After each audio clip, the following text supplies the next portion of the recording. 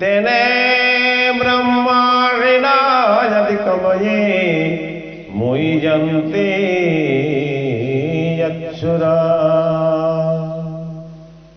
तेजो वर्मिणं यत विनिमयो यत्तति चक्रुमि च धन्नचल च जनिरष्टकुहकं सत्यं परं धीमहि धर्म पूजित कैत्यवावष्ट परमो निमत्स शरणं सतं वेदं वास्तवमत्रवष्ट शिवदं तापत्रयोमूलनम्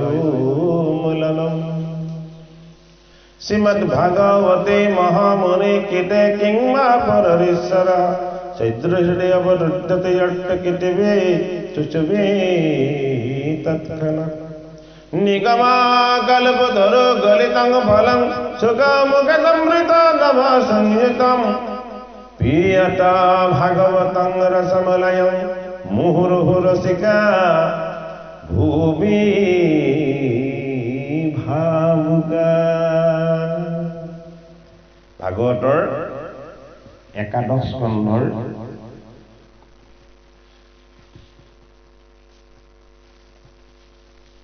उद्धव कृष्ण संवाद शेष शीर्षर आम शेषर फलर जी पाठ आज तार आरम्भ करब विचारिছোঁ हे परीक्षित निपे पासे पुछिला শুকত ओ কি কৰিলা কৃষ্ণ পঠাই এ সাধু ধবক ए परम मोर धूर मूर्ति ए देखते मुकुति ए करिलंतवंत ध्यान ए कमन जुगुति ए जितु मूर्ति देखी नारी ए नभाषयवान ओ जार कथा शुनि सन्त হবে নেরই ধ্যান ও জিতু শরীরর গুণ কীর্তন করন্তে ও জগতরে পূজা হুই ও সেহি সে মহতে হে আমার অবসর জিতু হীরর কুকুম ए पिता मह अर्जुनर हे रथर कुतुम एक हाथे सात आउर हाथे बाघ जोड़ी अति भुवन मोहन धूर रूप धरी এ শ্যামতনু প্রীত বস্তে এ দেখন্তে সন্তোষ ও প্রকাশ হৈ বদন চাৰু এ শ্যাম পদ্মকোষ এ ঘোঁৰাৰ পৰিছে ধূলি তাতে ঘৰ্ম বিন্দু ও শশাংকে সহিতে যেন হে জলৈ পূৰ্ণ ইন্দ্ৰ হাস্য নিৰীক্ষণত অমৃত কৰৈ বৃষ্টি এ যুদ্ধ সময়ত তাতে এ পৰৈ যাৰ দৃষ্টি এ জোৰাই তনু মন মিলৈ এ পৰম আনন্দ ও সেহি বেলা অৰ্জুনৰ এ সৰেছে দৈ স্কন্ধ এ হুৱৈখন শ্যামতনু শুভৈ পীতাবস্ত্ৰ এ চাৰো চতুৰ্ভুজ ৰূপ এ হাতে চাৰি অস্ত্ৰ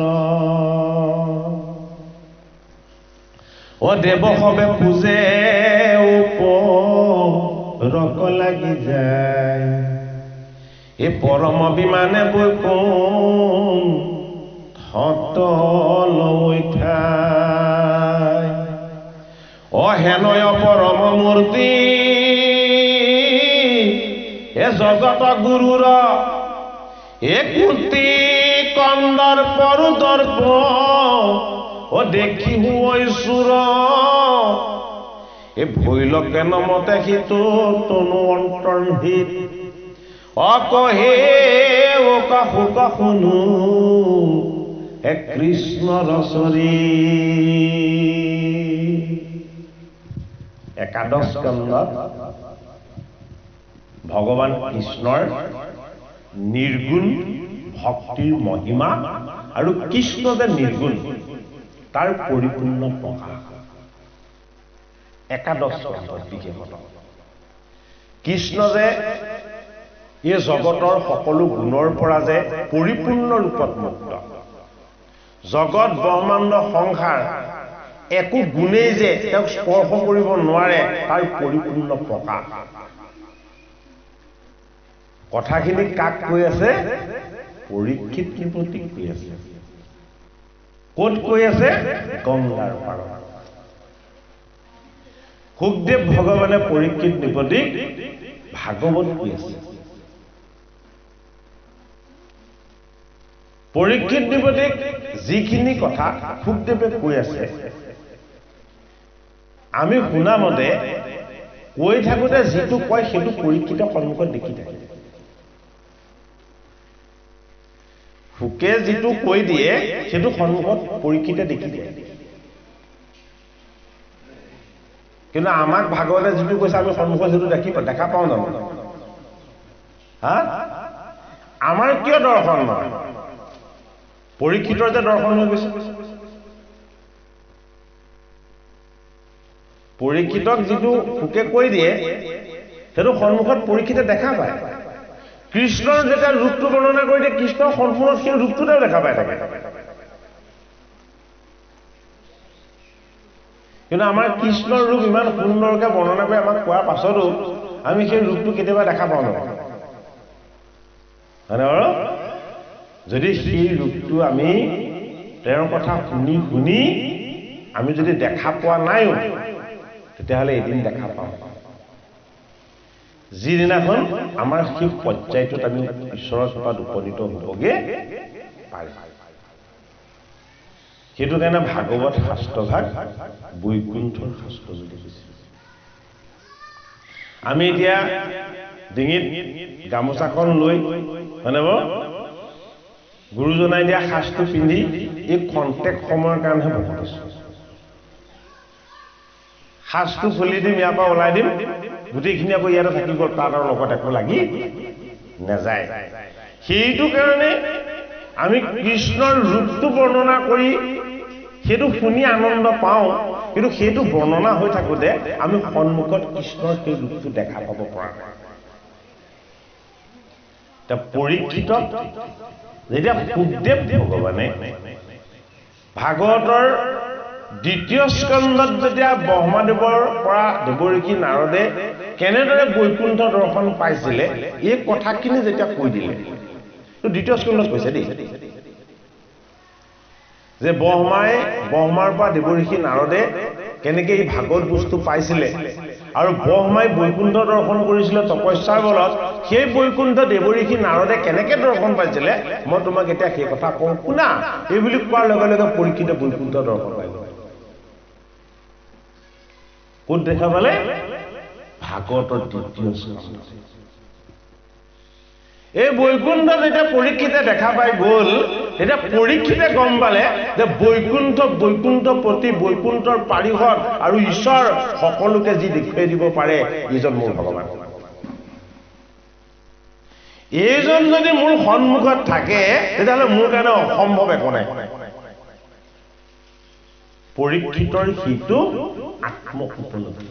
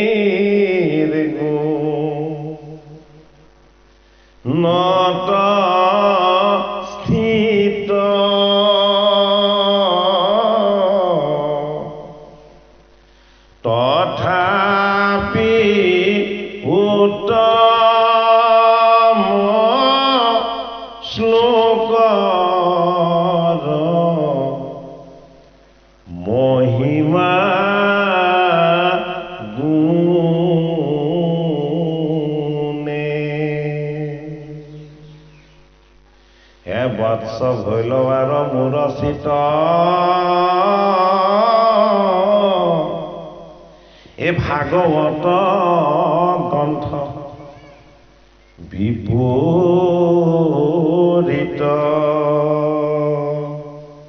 এই পৰময়ান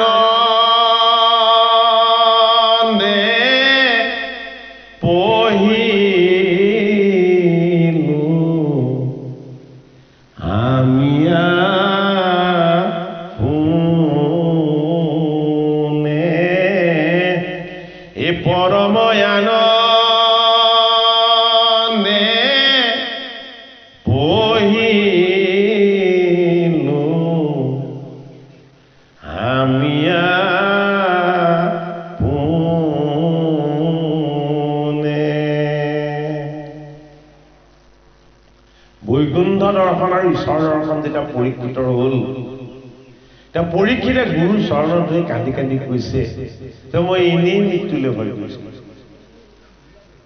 মই এনেই অভিসম্পাদলৈ ভয় কৰিছিলো। বোলে কি আপোনাৰ দৰে গুৰুৰ চৰণ পোৱাৰ পাছত এইবোৰ বস্তুৰ একো কামেই নাথাকে। তেওঁ কৈছে যে সেই গুৰুজন মইনো কি কাৰণে আপোনাৰ চৰণ পালো মোক কওকচোন। কি কৈছে পৰীক্ষিতে যে আপোনাৰ দৰে গুৰুৰ চৰণনো মই কি কাৰণে পালো? মইতো মহাপাপী, মইতো মৃগয়া কৰি মৃগৰ পাছতহে দৌৰি ফুৰিছিলো। তেওঁ সুকে কৈছে যে তুমি এই দেহটোলৈ অহাৰ কাৰণেহে তুমি গুণত বান্ধ খাইছা। মোকো দেহলৈ আনি গুণত বান্ধিব বিচাৰিছিলে কোনে? মোৰ মাতৃ অৰণ্য পিতৃ বেদব্যাসে। কিন্তু মই গৰ্ভত থাকোঁতে ঈশ্বৰক উপাসনা কৰি গম পালো যে হৰিৰ যদি মায়াই কেনেবাকে মোক বান্ধিবলৈ হয় তেতিয়াহ'লে এই জগতলৈ মই যে আহিলো এই অহাৰ অৰ্থটো কোনো অৰ্থ হৈ নাথাকে। সেইটো কাৰণে মই মাতৃৰ গৰ্ভত থাকোঁতে ভগৱানক স্তুতি কৰিলো। বোলে কি বুলি? বোলে তোমাৰ দুটা ডাঙৰ শক্তি, এটা মাতৃৰ মায়া আৰু ইটো পিতৃৰ মোহ। এই দুটা বস্তু মই ভূমিষ্ঠ হোৱাৰ পাছত স্পৰ্শ কৰিব নালাগিব। এতিয়া মোক পিতৃ বেদব্যাসে দুহাত দাঙি আশীৰ্বাদ দি কৈ দিলে যে ময়েই তোমাৰ পিতৃ, ময়েই তোমাৰ পৰমেশ্বৰ, ময়েই কৃষ্ণ দ্বৈপায়ন, হয়নে? ময়েই তোমাৰ ভগৱান কৃষ্ণ, মই তোমাক আশীৰ্বাদ দি দিছোঁ। তুমি জন্ম হোৱাৰ পাছতো মাতৃৰ মায়া আৰু পিতৃৰ মোহ, এই দুটা বস্তুৱে তোমাক স্পৰ্শ কৰিব নোৱাৰিব। এইটো কাৰণে মই ভূমিষ্ঠ হৈয়ে নাচালো মোৰ পিতৃৰ মুখলে, নাচালো মই মোৰ মাতৃৰ মুখলে, কেৱল ভগৱান কৃষ্ণৰ নাম লৈ লৈ মই অৰণ্যৰ ফালে দৌৰ মাৰিলো। এই পৰীক্ষিত, তুমি আৰু মই জন্মৰ আগত সমস্ত গুণৰ পৰা মুক্ত হৈ আমি নিৰ্গুণ ঈশ্বৰৰ তত্ত্ব হৈ আছিলো। জন্ম হোৱাৰ পাছত তুমি এই মায়াৰ সংসাৰত পৰি তুমি গুণত পান খালা। তাৰ আগতে আমি কি আছিলো? দুইজন নিৰ্গুণতে স্থিত আছিলো। শুক নিগদতি পৰীক্ষিত, যদি আমি নিৰ্গুণত স্থিত, যদিও আমাক গুণত বান্ধিবলৈ আনিছিলে, হয়নে? ভাগৱতৰ উত্তম শ্লোক মই মোৰ পিতৃৰ কৃপাত পাই গলো। কি হল? মোৰ হৃদয়ত থকা কৃষ্ণই মোক কৃপা কৰিলে। বোলে কি? ভগৱান কৃষ্ণই কলে তুমি আসনত বহিলেই হল, ভাগৱত মই পঢ়িব। বেদব্যাস তেওঁৰ পিতৃ, তেওঁৰ ওচৰত যেতিয়া ভাগৱত অধ্যয়ন কৰি শিকিবলৈ বুজিবলৈ লৈছে, গুৰু হিচাপে বেদব্যাসে যেতিয়া পুত্ৰ শুকমুনিক কলে যে তুমি এটা পৰম প্ৰভুক ধ্যান কৰা, পৰম প্ৰভুক তুমি উপাসনা কৰা, কৈছে যে সেই পিতৃ কি বুলি? বোলে তুমি, মই তোমাক যি শিকাম সেইখিনি তেওঁ শিকাব তোমাক। শুকে কি কৰিলে? ভগৱান কৃষ্ণৰ লগত এক ভাৱনাত একত্ৰ হৈ গল।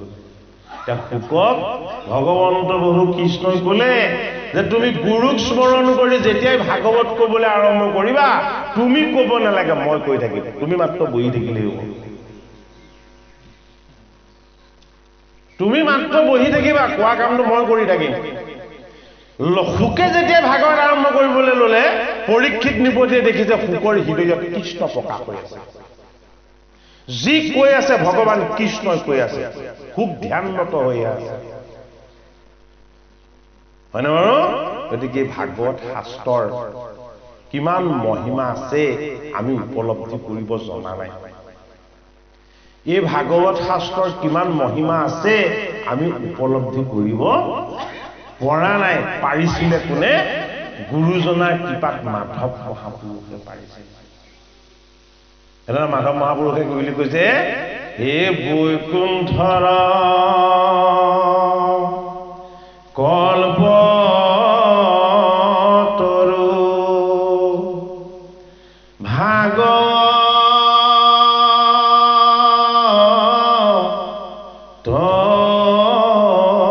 শাস্ত্ৰ,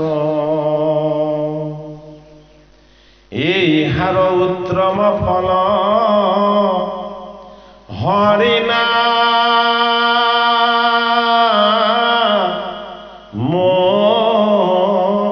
মাত্র। ও হরি নামে, হরি নামে, হরি নামে গতি, এ হরি নাম বিনায়ান নাহিকে ভক্তি।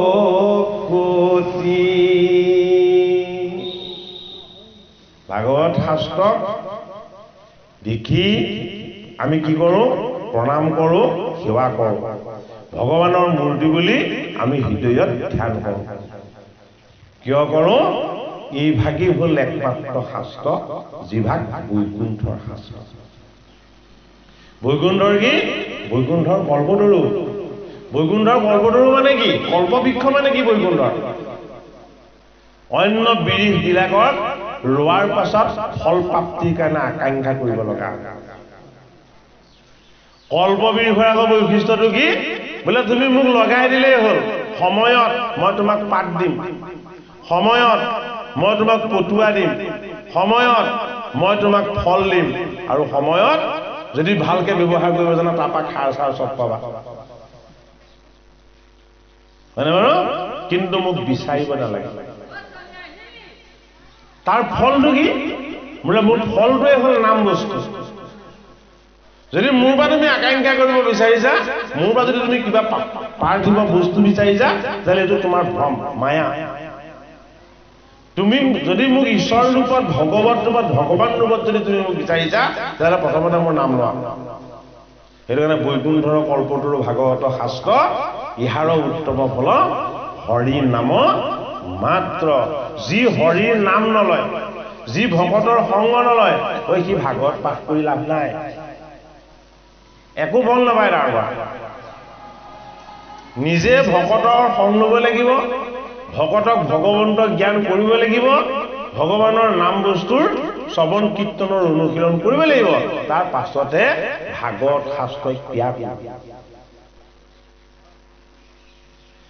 পৰীক্ষিত নৃপতিয়ে 7 দিন কেৱল ভাগৱত শুনি তৰুণ কালতেই ভগৱন্ত কৃষ্ণক ক'লে মোৰ এতিয়া জীয়াই থকাৰ আৰু প্ৰয়োজন নাই যিকেইটা কাৰণত এটা জীৱ এই জগতলৈ আহে সেই 4টা কাৰণ তুমি মোক সম্পূৰ্ণ কৰি দিলা কি 4টা কাৰণত আহে বুলি পৰীক্ষিতে ক'লে ভাগৱতত প্ৰথম কাৰণ মইনো কোন এইটো মই জানিব লাগিব দ্বিতীয় কাৰণ মই ক'ৰ পৰা আহিছিলো মই সেইটো বুজিব লাগিব তৃতীয় কাৰণ মোৰ কৰ্ম কি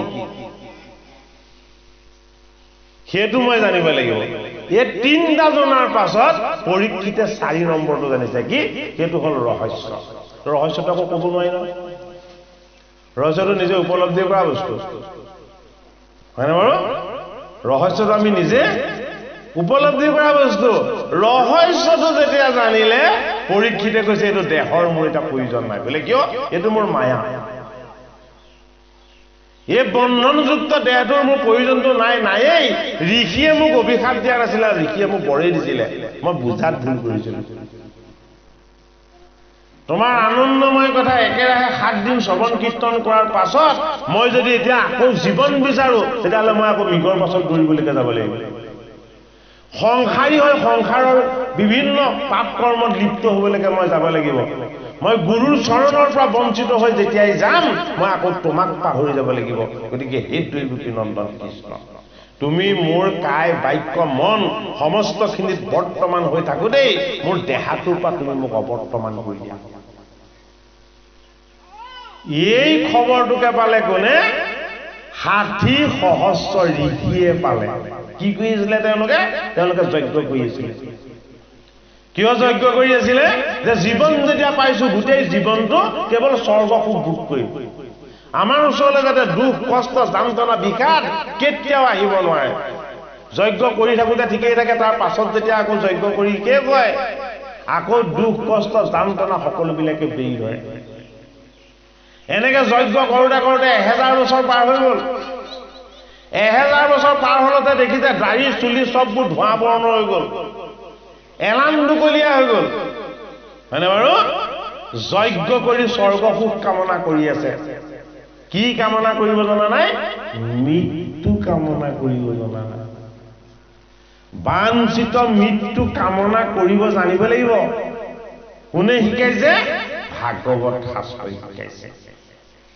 সেইটো কাৰণে একাদশ স্কন্ধত পৰীক্ষিতৰ কি দৰ্শন হ'ল ৰহস্য দৰ্শন শুকতেই কৃষ্ণক দেখা পাইছে মাজে মাজে কথা কৈ থাকোতে সুখ অন্তৰ্নিহিত হোৱা দেখা পাইছে তেওঁ যিজনক গুৰু বুলি ঈশ্বৰ বুলি ভগৱত মূৰ্তি বুলি তেওঁ যিজনক হৃদয়ত অতি সুদৃঢ়ভাৱে ভাবি লৈছিলে সেইজনে তেওঁ ভগৱান তেওঁ এই কথাটো প্ৰত্যক্ষ কৰিলে তেওঁ অনুভৱ কৰিবলৈ পালে যে গংগাৰ পাৰলৈ আহি গুৰুৱে মোক একেৰাহে 7 দিন কাষত থাকি মোক কি কৰিছে পুণ্যৰ ভাগ দি আছে তেওঁ আঁতৰি যোৱাৰ লগে লগে আকৌ কি জানি মই পুণ্যৰ ভাগৰ পৰা বঞ্চিত হ'ব লগা হ'ব পাৰে যে অদ্ভুত মহাপুণ্য মোৰ লগত থাকোতেই মই মোৰ দেহটোক এতিয়া কি কৰিব লাগিব ত্যাগ কৰিব লাগিব পৰীক্ষিত অমৰ হৈ থাকক দেহটো লৈ কোনে ভাবিছে তেওঁ পুত্ৰ জন্মেজয় ভাবিছে পৰীক্ষিতৰ দৰে পাণ্ডৱৰ নাতি এজন বৈষ্ণৱে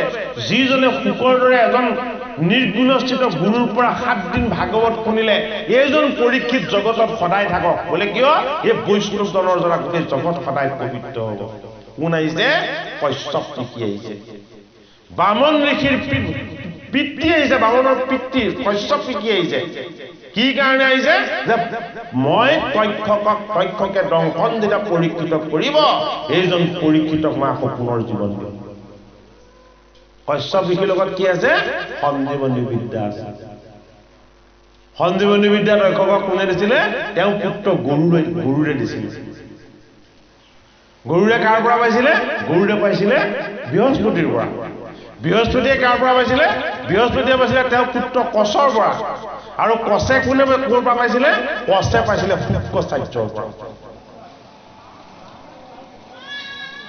যিটো বিদ্যাৰে মৃত জীৱ এটিক পুনৰ আকৌ এজন সম্পূৰ্ণ সুস্থ যুৱক কৰি জীয়াই দিব পৰা সেই বিদ্যাটো ইমান পুৰণা আছিলে আৰু তাক প্ৰয়োগ কৰিবৰ কাৰণে কশ্যপ ঋষি গৈছে কলৈ গংগাৰ পাৰলৈ পৰীক্ষিতে যেতিয়াই দেহ ত্যাগ কৰি ঈশ্বৰ কৃষ্ণক দিন যাব এই পুণ্যময় পবিত্ৰ দেহত আকৌ পৰীক্ষিতক মই জীয়াই তুলিম বোলে কিয় পৰীক্ষিত এজন বৈষ্ণৱ এই জগতত যদি কেনেবাকে বৈষ্ণৱ বাচি থাকে তেতিয়াহ'লে ঈশ্বৰ কৃষ্ণৰ ভক্তি কোনোদিন নষ্ট নহ'ব মানে বাৰু ভাগৱত শাস্ত্ৰত কৈছে এনেকুৱা জগতত একো সঞ্জীৱনী নাই যিটো সঞ্জীৱনী ভাগৱততকৈ বেছি ভালকে আছে শ্ৰেষ্ঠ সঞ্জীৱনীটো ক'ত আছে শ্ৰেষ্ঠ সঞ্জীৱনীটো আছে ভাগৱতত শুক্ৰাচাৰ্যই যি মন্ত্ৰ সাধনাৰে সঞ্জীৱনী বিদ্যা লৈছিলে তেওঁ মায়া বিদ্যাহে আছিলে তেওঁ নিৰ্গুণ ঈশ্বৰ তত্ত্ব নাছিলে এইটো কাৰণে বামনৰ পিতৃ ঋষি কশ্যপ ঋষিৰ ওচৰতে সেই বিদ্যা শেষত সমাপ্ত হ'ল পৰীক্ষিতৰ যুগলৈ আৰু সেই বিদ্যা প্ৰয়োগ কৰিবলৈ আহিবলৈ নেপালে পৰীক্ষিত কি পৰীক্ষিত এজন বৈষ্ণৱক সঞ্জীৱনী বিদ্যাৰে জীৱাৰ কোনো প্ৰয়োজন নাই কিয় বৈষ্ণৱ অমৰ কেতিয়াও মৃত্যু নহয় এই দেহটো সকলোৰে এদিন নশ্বৰ জগতৰ হৰি ৰামচন্দ্ৰয়ো সৰুজু নদীত দেহ ত্যাগ কৰিছে জগতৰ হৰি দৈৱকী নন্দন কৃষ্ণয়ো জৰাব্যাধৰ পৰা নিজে শৰ প্ৰহাৰত পৰি তেওঁ নিজেও নশ্বৰ দেহটো আকৌ বৈকুণ্ঠলৈ লৈ গৈছে হয়নে বাৰু আত্মাৰ অমৰত্ব আৰু আমাৰ সৎকৰ্মবিলাকৰ যি সৰ্বদা জীয়াই থকাৰ যিটো সম্ভাৱনা এই সমস্তখিনি সাৰ কৰি পাণ্ডৱৰ নাতি পৰীক্ষিতে বুজি পালে বোলে কি গুৰু সুকে যদি মোক ভাগৱত কয় তেতিয়াহ'লে মোৰ আৰু কেতিয়াও মৃত্যু হ'ব নোৱাৰে সেইটো কাৰণে পৰীক্ষিত আহিব যেতিয়াই ভাগৱত খোলা যায় তেতিয়াই পৰীক্ষিতৰ নাম লোৱা যায় হয়নে বাৰু ভাগৱতৰ প্ৰথম স্কন্ধত 28 সহস্ৰ ঋষিয়ে সৌনকাদি সহস্ৰ ঋষিয়ে সুতমুনিক কৈছে কি বুলি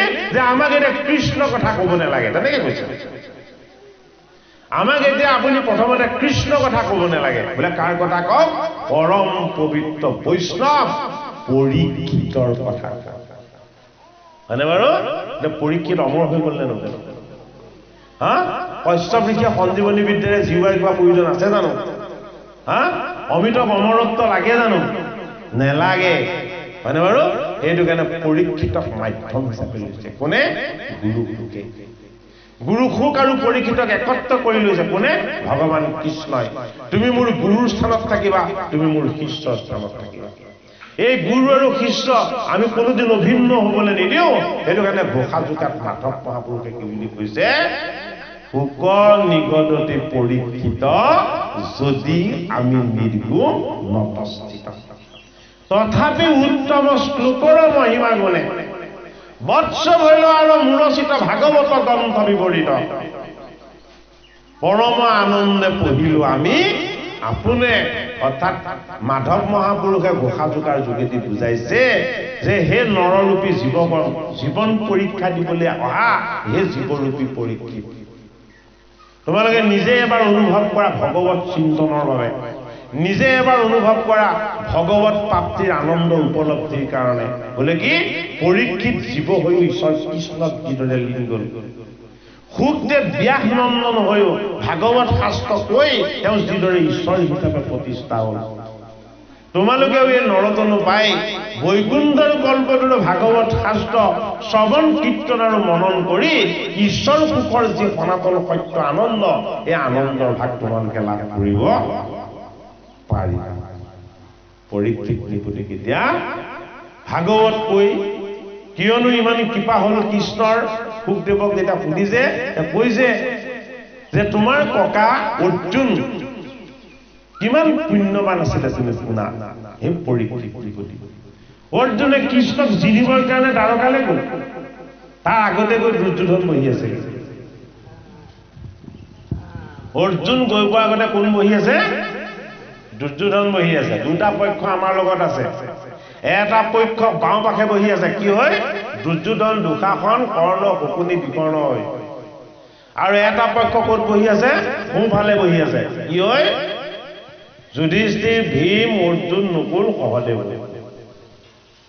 এই অহংকাৰৰ বাম পাশৰ মায়া অত্যন্ত চঞ্চল এই মায়াৰ প্ৰথম পুত্ৰটোৰ নামেই হ'ল অহংকাৰ দুৰ্যোধন সেইকাৰণে অহংকাৰ সদায় আগত যাব বিচাৰে অহংকাৰ পাছ পৰি নাথাকে অহংকাৰ ৰূপী দুৰ্যোধন সেইটো কাৰণে কৃষ্ণৰ ওচৰলৈ সহায় বিচাৰি আগতে গ'ল হয়নে বাৰু তাৰ পাছত গৈছে কোন আমাৰ সোঁপাশত থকা অন্তৰংগীয় ঈশ্বৰীয় অনুৰাগ যাৰ নাম হ'ল অৰ্জুন এই অৰ্জুন ৰূপী অনুৰাগ গৈছে কৃষ্ণৰ ওচৰলৈ কি হয় যে হে কৃষ্ণ তোমাৰ চৰণ পালে সকলো পাম হে কৃষ্ণ তুমি তোমাৰ চৰণৰ ওচৰত মোক যেতিয়াই নি পোৱাবাগে সেইটোৱে মোৰ এটাতকৈ ভাল খবৰ হয়নে বাৰু যোৱাটো ময়ে যাম কিন্তু নিয়াটো তুমি দিবা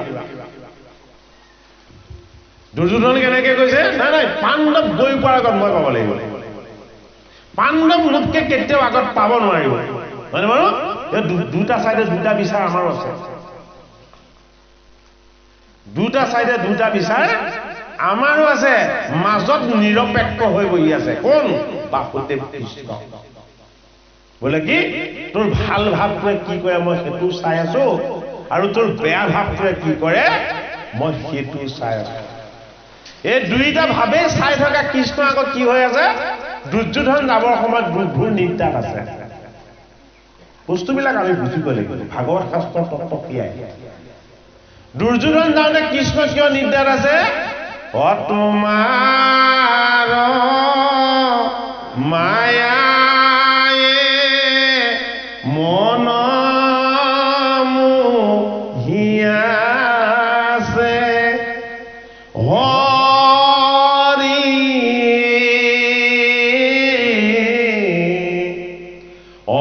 অজ্ঞান আন্ধাৰে পৰিয়া ভাৰণ পাও ৰাম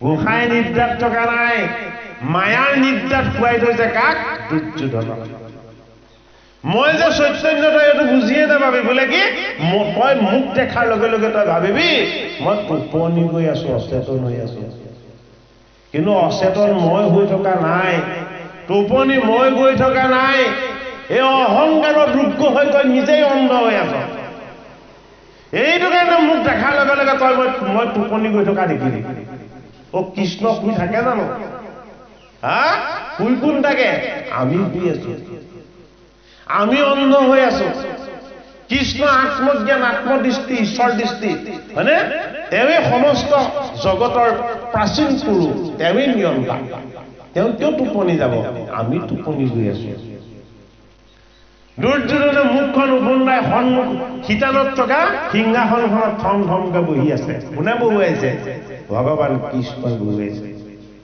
যদি তোমাৰ মস্তিষ্কত অহংকাৰ আছে হৃদয়ত অহংকাৰ আছে তোমাৰ কায় বাক্য মনত যদি অহংকাৰ আছে মোৰ সন্মুখত সজাই থোৱা এই অহংকাৰৰ সিংহাসনখনক মই তোমাক বহুৱাই থওঁ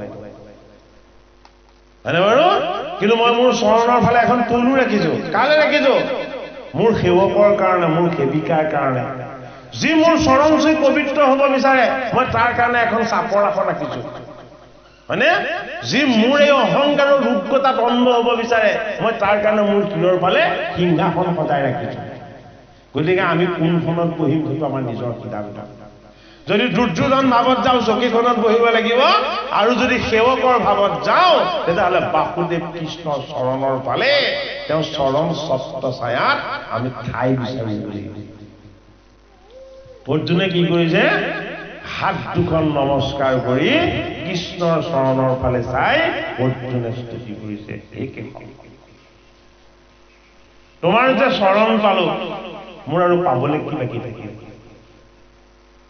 তোমাৰ যে চৰণ দৰ্শন হল আৰু ইয়াৰ পাছত মোৰ লবলৈ কি বাকী থাকিল দুটা বস্তু বিচাৰিয়ে মই তোমাৰ ওচৰলৈ আহিছো বোলে কি বস্তু এটা তোমাক পাব লাগিব তুমি যেনেকৈ আছা তেনেকৈ মই মাত্ৰ তোমাক পাব লাগিব আৰু দ্বিতীয়টো মই তোমাৰ চৰণ পাব লাগিব তাৰ বাহিৰে একো বিচৰা নাই এইবাৰ যোগেশ্বৰে কি কৰিলে কপট নিদ্ৰাটো খুলি হামিয়াই বিচনাখনত বহি দুৰ্যোধনৰ ফালে পিঠি দি সখা অৰ্জুনৰ ফালে হাতটো আগবঢ়াই দি ক'লে সখা সোনকালে আহি পালাই তাৰ পাছতে দুৰ্যোধনে মাত দিছে তাতকে মই বহুত আগতে আহি বহি আছো হয়নে বাৰু আমাৰ অহংকাৰটো সদায় আগত যাব বিচাৰে আমাৰ অহংকাৰটো সদায় ওপৰত থাকিব বিচাৰে আমাৰ লগতে বহি আছে সেই দুৰ্যোধন আৰু আমাৰ মাজতে লুকাই আছে কোন এজন অৰ্জুন এই তত্ত্ব কথা দেখা পালে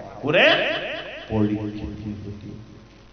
কেতিয়া দেখা পালে যেতিয়া শুকৰ মুখপদ্মে কৃষ্ণৰ গুণ শুনিবলৈ ললে যেতিয়া শুকৰ মুখত তেওঁলোকৰ ককা অৰ্জুনৰ কথা শুনিবলৈ ললে তেতিয়া অৰ্জুনে শুনা কথাখিনি সন্মুখত দেখিবলৈ পালে কি বুলি দেখিবলৈ পালে কৃষ্ণই এটা দিব্য ৰূপ ধাৰণ কৰিছে কুৰুক্ষেত্ৰৰ যুদ্ধত অনন্য শ্যাম সুন্দৰ সকলোকে আকৰ্ষিত কৰিব পৰা এবাৰ চাই দিলে তেওঁলোকৰ চকু আঁতৰ কৰি নিব নোৱাৰা এনেকুৱা এটা সন্মোহনী সৌন্দৰ্যৰ ৰূপ ধৰিছে যে যিটো অৰ্জুন যিটো পৰীক্ষিত নিপতিয়ে দেখিও তেওঁ চকু পানী ওলাই গৈছে যে কৃষ্ণ ইমান সুন্দৰ তেওঁ ইমান সুন্দৰ ৰূপটো যুদ্ধক্ষেত্ৰত কিয় ধৰিলে তেতিয়া দেখিছে সকলো শত্ৰু সেনাই কৃষ্ণক চোৱাত লাগি গ'ল ধনু অস্ত্ৰ শস্ত্ৰ চব কান্ধৰ পৰা পেলাই দিলে কৃষ্ণই তেওঁ আত্মাৰ সৌন্দৰ্য দৰ্শন দিয়াত লাগি গ'ল নাৰায়ণী সেনাসকলক দুৰ্যোধন স্বৰূপ অহংকাৰত থকা সেই কৌৰৱৰ সেনাসকলক আৰু আচল কামটো কৰাত লাগি গ'ল কোন পৰীক্ষিতে দেখিছে তেওঁ ককাৰ পুত্ৰৰে কি কৰিছে কৃষ্ণৰ আনন্দ পান কৰিছে আৰু অৰ্জুনে শৰ মাৰি মাৰি তেওঁলোকক এই জীৱনৰ পৰা মুক্তি দি দিছে কৃষ্ণ দৰ্শনত মৃত্যু হোৱাৰ আনন্দ কেইজনৰ ভাগ্যত আছে পৰীক্ষিতে বুজি পালে এইসকল যুদ্ধলৈ অহা দুৰ্যোধনৰ পক্ষত থকা এইসকল কৃষ্ণৰ শত্ৰু হৈ থকা স্বত্তেও এইসকল ভগৱান কৃষ্ণৰ বান্ধৱ আছিলে যিসকলে কৃষ্ণক দৰ্শন কৰিবলৈহে যুদ্ধক্ষেত্ৰলৈ আহিছিল যিসকলে দুৰ্যোধনক সহায় কৰিবৰ কাৰণে যুদ্ধলৈ অহা নাছিলে যিসকলে মুখ্য সাধনৰ কাৰণে যুদ্ধক্ষেত্ৰলৈ আহিছিলে আৰু আমাৰ ককা অৰ্জুনে কৃষ্ণৰ ইচ্ছামতেই এই সমস্ত জনক কৃষ্ণ দৰ্শনৰ আনন্দত মুক্তি দি আছে পৰীক্ষিত নিপতিয়ে তেতিয়া গম পালে কৰ্তা হল কৃষ্ণ আৰু কৃষ্ণ ধৰণাপন্ন এজন ভকতেই হল মোৰ ককা অৰ্জুন সেই বংশত জন্ম লৈ মই যদি কৃষ্ণৰ চৰণ দৰ্শন কৃষ্ণৰ গুণ কৃষ্ণৰ অমৃতময় চৰিত্ৰ যদি মই পান নকৰো তেতিয়াহ'লে পৰীক্ষিতে এই ভূমিত কিয় জন্ম হৈছিল একাদশ স্কন্ধত পৰীক্ষিতৰ ৰহস্য কোনে কৰিছে ভগৱানে কৰিছে যে তোমাৰো যাবৰ হৈছে কাৰ পৰীক্ষিতৰ এই দেহ হেৰি তেওঁ যাব হৈছে আৰু তেতিয়াই কি হৈছে যে এইটো দেহ হেৰি তুমিয়ে যাব লগা হোৱা নাই যিজন কৃষ্ণৰ কথা শুনি তুমি আনন্দত আত্মহাৰা হৈছা সেইজন কৃষ্ণই এতিয়া তেওঁৰ দেহ হেৰি যাব সেই কথাখিনি তুমি শুনি যোৱা বোলে কি জাতস্ৰহি ধ্ৰুৱ মৃত্যু ধ্ৰুৱং জন্ম মৃতস্য তস্মাৎ পৰিহাৰাৰ্থে নতুং সুচি তমোহাসি যে জন্ম হলে জীৱৰ লগত মৃত্যু ঈশ্বৰে দিয়া কাম উপহাৰ যি জন্ম হৈছে তাৰ মৃত্যু হ'ব কিন্তু মৃত্যুটো জীৱনৰ দুখদায়ক হ'ব নালাগে মৃত্যুটো জীৱনৰ কষ্টদায়ক হ'ব নালাগে মৃত্যু কি হ'ব লাগে জন্ম কান্দি কান্দি হ'লেও মৃত্যু যাতে আনন্দ হয় কোট কৈছে কি কথা ভাগৱত শাস্ত্ৰত পৰীক্ষিত নিপতিক কৈছে কোনে কৈছে তেওঁ গুৰু ভগৱান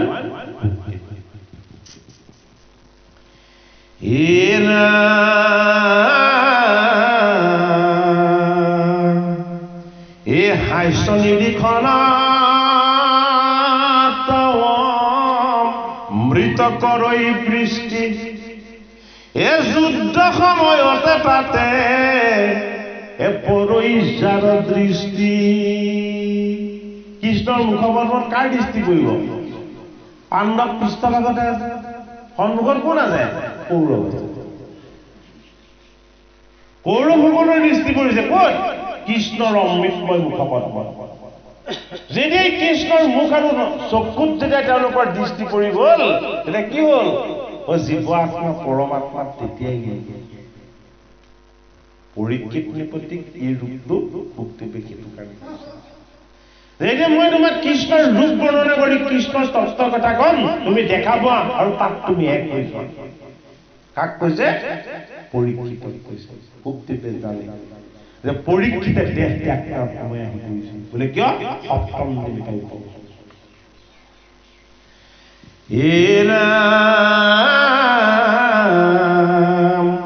এ জোৰাই তনু মন মিলয় এ পৰম আনন্দ ও সেহি বেলা অৰ্জুনৰ হৰেছে দৈ স্কন্ধ কৃষ্ণ আকৌ অৰ্জুনক কি কয় অকা গান্ধীপ ধৰা আৰু তুমি অস্ত্ৰ প্ৰহাৰ কৰা কাক কৈছে কিয় কৈছে যে এইসকল যুদ্ধ কৰিবলৈ অহা নাই কৃষ্ণ অমৃত পান কৰিবলৈ আহিছে কৃষ্ণ অমৃত পান কৰাৰ পাছত এই নৰকৰ কলিময় এই দুখবোৰ দেহটোত আৰু তেওঁলোক আবদ্ধ হৈ থাকিব নেলাগে গান্ধীপ ধৰা আৰু তুমি অস্ত্ৰ প্ৰহাৰ কৰা হয়নে বাৰু ঐ গান্ধীপ এনেই ধৰি আছে অৰ্জুনে অস্ত্ৰ অৰ্জুনে এনেই প্ৰহাৰ কৰি আছে বোলে কি কৃষ্ণৰ ইচ্ছা হলে সকলোৰে মৃত্যু কৃষ্ণৰ ইচ্ছাত কোটি কোটি ব্ৰহ্মাণ্ড সৃষ্টি হয় দেখাইছে কাৰণটো দেখাইছে নিমিত্ত কেৱল অৰ্জুন মই তোমাক এতিয়া দেখামহে অস্ত্ৰ প্ৰহাৰ কৰোৱা মোক দৃষ্টি পৰাৰ পাছত মোৰ চৰণ দৰ্শন হোৱাৰ পাছত কোনো জীৱক আৰু মই বন্ধনত থাকিবলৈ নিদিওঁ কোনে গম পালে পিতামহ ভীষ্মই গম পালে পিতামহ ভীষ্মই গম পাই গ'ল যুদ্ধখনৰ ৰহস্যটো বোলে কি এইখন যুদ্ধত অস্ত্ৰ শস্ত্ৰ পাণ্ডৱে এনেই ধৰি আছে তেওঁলোকে অস্ত্ৰ ধৰাৰ কোনো অৰ্থ নাই বোলে কি মই পৰশুৰাম প্ৰভুৰ ওচৰত অস্ত্ৰ শিক্ষা লৈ অহাৰ পাছতো মই যিমানবাৰ অৰ্জুনলৈ অস্ত্ৰ প্ৰহাৰ কৰোঁ অস্ত্ৰ ৰথৰ সন্মুখতে স্থায়ী হৈ গুচি যায় হয়নে বাৰু কৃষ্ণ ভীষ্মকো বুজাইছে বোলে কি পিতামহ দেহ হেৰিবৰ তোমাৰো সময় হ'ল এই যুদ্ধ ত্যাগ কৰিবৰ তোমাৰো সময় হ'ল মই কৃষ্ণ থাকোঁতে তুমি দেহটো ত্যাগ কৰি মুখ্য নামলৈ গতি কৰা এই কৃষ্ণ গুচি যোৱাৰ পাছত যদি তুমি এই আনন্দ দৰ্শন কৰি যদি মুখ্য লাভ কৰিম বুলি ভাবিছিলা তেতিয়াহ'লে তোমাৰ এয়া অবাস্তৱ কল্পনা হৈ থাকিব দশম দিনৰ যুদ্ধত সেইটো কাৰণে ভীষ্মই নিজে অৰ্জুনক ক'লে যে তুমি কাইলৈ যুদ্ধত তোমাৰ ৰথখনৰ আগত শিখণ্ডি উঠাই আনিবা কোনে কৈছে পিতামহ ভীষ্ম 10 দিন যুদ্ধ কৰিম 11 নম্বৰ দিন আৰু মই অস্ত্ৰ নলওঁ বোলে কিয় একাদশ স্কন্ধ ভাগৱতৰ ৰহস্য তত্ত্ব মানে একাদশ দিৱসৰ দিনা মই আৰু অস্ত্ৰ ধৰাৰ প্ৰয়োজন নাথাকে বোলে কি যি কৰিব কৰ্তা কেৱল কৃষ্ণই কৰিব দশম দিনলৈকে অস্ত্ৰ শস্ত্ৰৰে যুদ্ধ কৰি এই কৌৰৱসকলৰ পক্ষত থাকি যুদ্ধ কৰা কামটো মই কৰিবলগীয়া আছিলে কৰিলোঁ একাদশ দিৱসৰ দিনা মই অস্ত্ৰ নলওঁ বোলে কিয় অৰ্জুন তুমি ৰথৰ সন্মুখত শিখণ্ডি বহুৱাই শিখণ্ডি কি পিতামহ ভীষ্মৰ মৃত্যু একো অস্ত্ৰই মোক মৃত্যু দিব নোৱাৰে যিদিনাখন কৃষ্ণৰ ইচ্ছা হ'ব সেইদিনাখনে মোক হৰসত্যাত পয়ান হ'ব যিদিনাখন তোমাক প্ৰত্যয় নিয়াব পাৰিব কোনে বাসুদেৱ কৃষ্ণই যে শিখণ্ডীক আমাৰ ৰথৰ সন্মুখত বহুৱাই নিম তাৰ আগত কিন্তু শিখণ্ডী সেইখন ৰথত বহিব নোৱাৰিব আৰু একাদশ দিৱসৰ যুদ্ধ দিনাখন সেইটো কাৰণে শিখণ্ডীক কৃষ্ণই কৈছে তুমি ৰথৰ আজি সন্মুখত কিনো শিখণ্ডী কি দ্ৰুপদৰ পুত্ৰ যজ্ঞকুণ্ডৰ পৰা উৎপত্তি মহাভাৰতৰ ইমান 18 ঐক্যহীনী সেনাৰ মাজত শিখণ্ডীক ভীষ্মৰ মৃত্যুৰ কাৰণ হিচাপে কিয় দেখুওৱা হ'ল কি ৰহস্য লুকাই আছে কি তত্ত্ব আমাৰ ভেদ হ'ব লাগিব হয়নে শিখণ্ডী কি শিখণ্ডী হ'ল নপুংসক কিন্নৰ পুৰুষো নহয় নাৰীও নহয় হয়নে বাৰু শিখণ্ডী কি শিখণ্ডী জীৱ জীৱ পুৰুষো নহয় প্ৰকৃতিও নহয় পৰা প্ৰকৃতি জীৱক পুৰুষ বুলি কোৱা হয় জীৱক কি বুলি কোৱা হয় পুৰুষ বুলি কোৱা হয় যদি প্ৰকৃতিত আশ্ৰয় নলয় পুৰুষৰ প্ৰকাশ নহয় সেইটো কাৰণে পুৰুষ আৰু প্ৰকৃতি দুইটা এক মিলি কি হৈছে শিখণ্ডী হৈছে না পুৰুষ না প্ৰকৃতি এই শিখণ্ডী হ'ল আমাৰ জীৱটো দেহটোক তুমি ৰথত বহুৱাই নানিবা সেইদিনাখন জীৱটোক বহুৱাই আনিবা বোলে কিয় জীৱক একো অস্ত্ৰ শস্ত্ৰই বধ কৰিব নোৱাৰে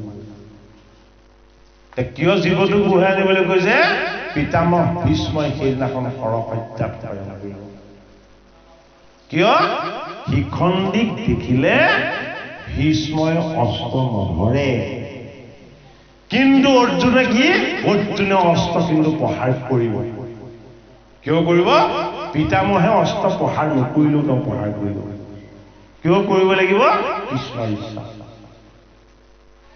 অৰ্জুনৰ ইচ্ছা নহয় কৃষ্ণৰ ইচ্ছা বোলে কি এইজন ইমান বছৰ দেহৰ বন্ধনত বান্ধাই আছে তুমি হৰসত্যাত পেলোৱা কামটো কৰিব লাগিব কৰ্তা কোন কৰ্তা হ'ল কৃষ্ণ অৰ্জুনে প্ৰথমতে নাই পৰা খৰ মাৰিব পিতামহলৈ ভগৱান কৃষ্ণই কৈছে কি চাই আছা হে ৰাখকা সন্মুখ সমূৰত যাক পাবা তাকেই তুমি যুদ্ধ ক্ষেত্ৰত শত্ৰু জ্ঞান কৰিবা তোমাৰ মোহ আৰু মায়াৰ বন্ধনৰ পৰা তুমি মুক্ত হোৱা মই তোমাক যিটো কৈছো সেইটো পালন কৰা অতি যিমান পাৰা সিমান খৰকে তুমি কি কৰা অস্ত্ৰ প্ৰহাৰ কৰা তোমাৰ কাৰণে এইজন পিতামহে মৃত্যুৰ শত সহস্ৰ শৰ পঠাইছিলে মই ৰক্ষা কৰিছো তোমাৰ মৃত্যুৰ কাৰণে এবাৰো চিন্তা নকৰা এজন পিতামহে তোমাক বধ কৰিবৰ কাৰণে কৌৰৱক জয় দিবৰ কাৰণে কিমান শৰ প্ৰহাৰ কৰিছিল তাৰ সীমা নাই মোৰ চক্ৰে সকলোবিলাকক শেষ কৰিছিল আৰু এতিয়াও তুমি এই ৰথত শিখণ্ডীক বহুৱাই অনাৰ কাৰণে পিতামহক তুমি প্ৰহাৰ কৰিবলৈ কিয় কুণ্ঠাবোধ কৰিছা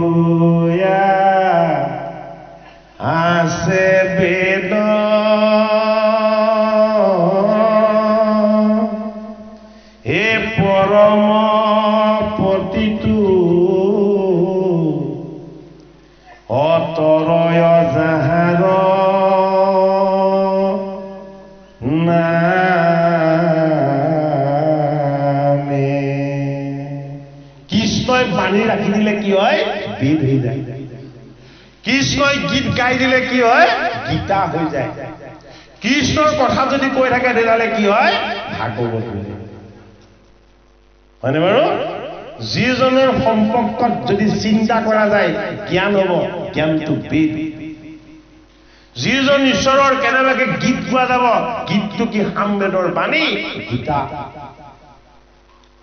যিজন কৃষ্ণৰ অমৃতময় চৰিত্ৰ প্ৰকাশ পাব সেয়া কি সেয়া হ'ল ভাগৱত সেইজন কৃষ্ণই এবাৰ বাক্যৰ শক্তি প্ৰয়োগ কৰি দিলে কি বুলি সন্মুখত শিখণ্ডীয়ে যে পিতামহে অস্ত্ৰ নধৰে হে অৰ্জুন হে সখা তুমি যিমান পৰা শৰ প্ৰহাৰ কৰা হয়নে বাৰু কৃষ্ণৰ বাক্য কোনে অমান্য কৰিব পাৰে অৰ্জুন কৃষ্ণক শৰণ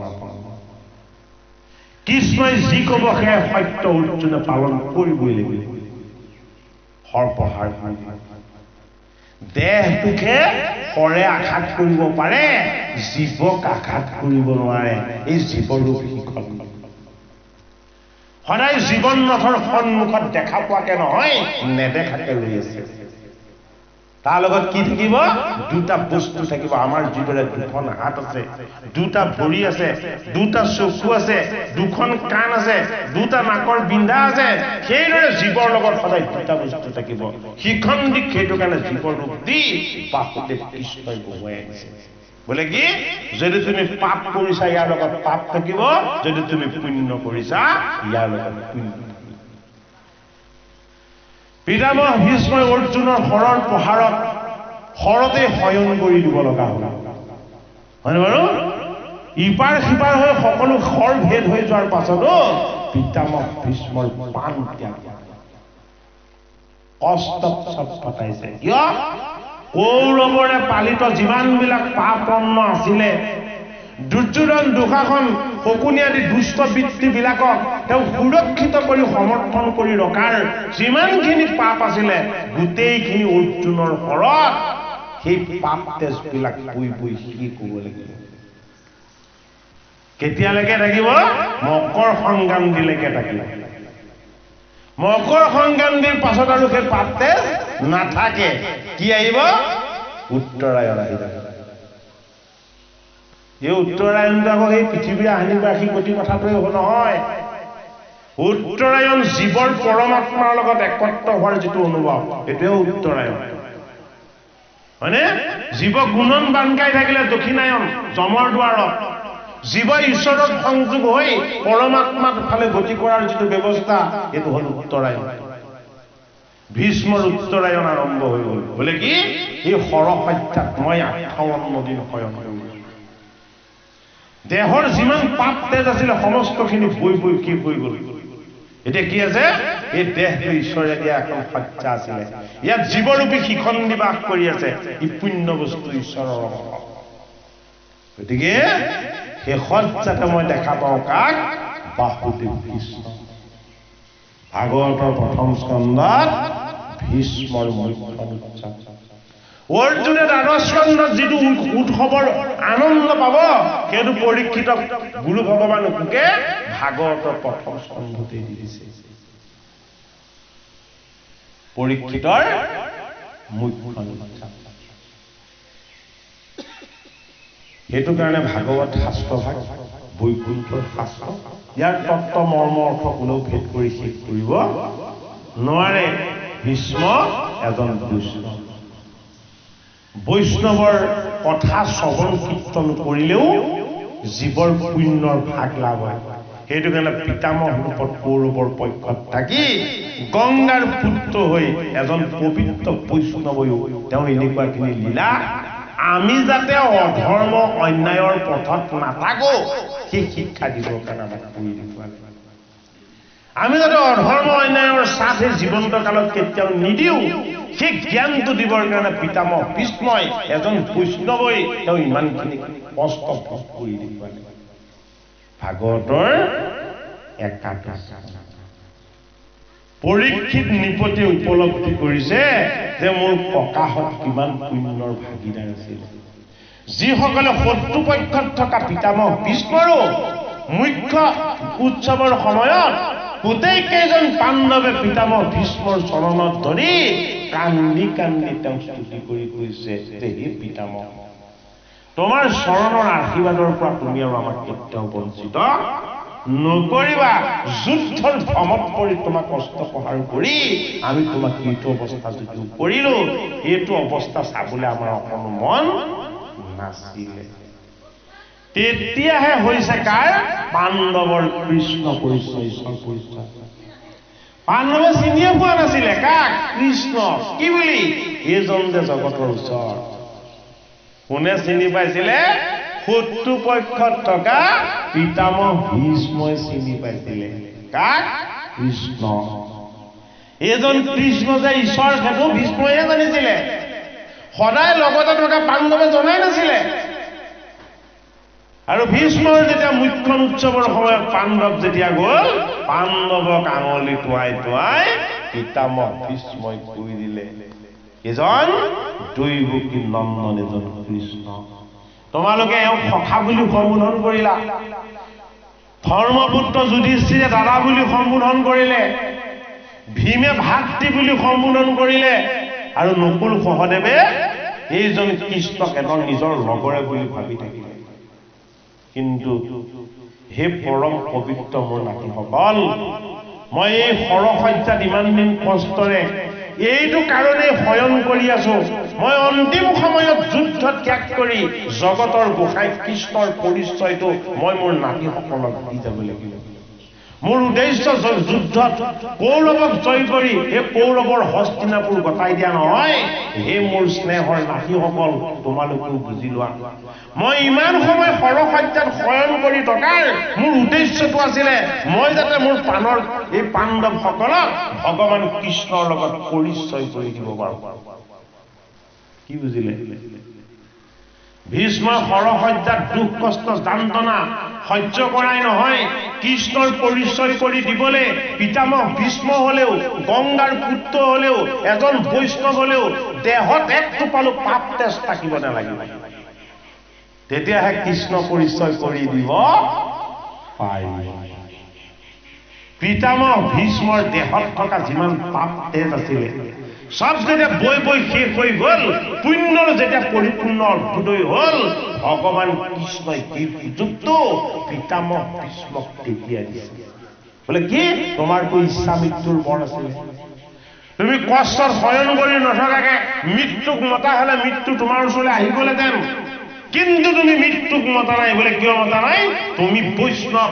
তুমি গংগাৰ পুত্ৰ তোমাৰ এটা ডাঙৰ উদ্দেশ্য আছে কি উদ্দেশ্য মোৰ ইচ্ছা মৃত্যু সেইদিনাখনেই হ'ব কোনদিনাখন যিদিনাখন মই ভগৱান কৃষ্ণৰ পৰিচয়টো মই মোৰ প্ৰাণৰ নাতি এই পঞ্চ পাণ্ডৱক দি যাব পাৰিম সেইদিনাখনেই মোৰ শেষ হ'ব গতিকে পাণ্ডৱৰ দৰে পুণ্যময় বংশত পিতামহ ভীষ্মৰ দৰে এজন ব্ৰহ্মচাৰীয়ে কি কৰিছে কৃষ্ণৰ পৰিচয় দি প্ৰাণ ত্যাগ কৰিছে কৃষ্ণৰ পৰিচয় ভাগৱত শাস্ত্ৰত আছে কৃষ্ণৰ লীলা ভাগৱতৰ দশম স্কন্ধত আছে কৃষ্ণৰ গুঞ্জক আৰু লীলাৰ চৰিত্ৰ ভাগৱত শাস্ত্ৰৰ প্ৰতিটো পদে পদে বিৰাজমান আছে এই কৃষ্ণ কথাৰ শ্ৰৱণ কীৰ্তন আৰু মননৰ আনন্দ আমি যদি অকণমান কেনেবাকে পাওঁ আমাৰ দেহত থকা যিমানবিলাক পাপ আছিলে সকলো পাপৰে পলয় হোৱাটো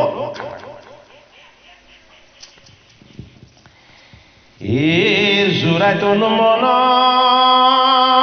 মিলৈ পৰম আনন্দ অ সেহি বেলা অৰ্জুনৰ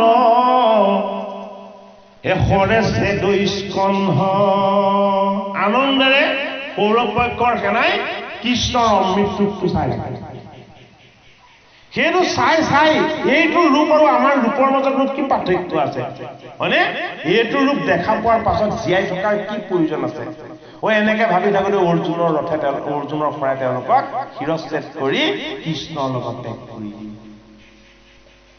কোনে গম পাইছে সেয়া কথা পাণ্ডৱে গম নাপায় কোনে জানিছে পৰীক্ষিতে জানিছে যেতিয়া শুকদেৱে কথাখিনি কৈ আছে তেতিয়া শুকদেৱক কৈ থকা কথাখিনি গোটেইখিনি দেখি আছে পৰীক্ষিতে কি দেখিছে আগতেই হৈ যোৱা কুৰুক্ষেত্ৰৰ যুদ্ধত যি গতিতে সকলো দেখা পাইছে কাৰ কৃপাত দেখা পাইছে গুৰুৰ কৃপাত দেখা পাইছে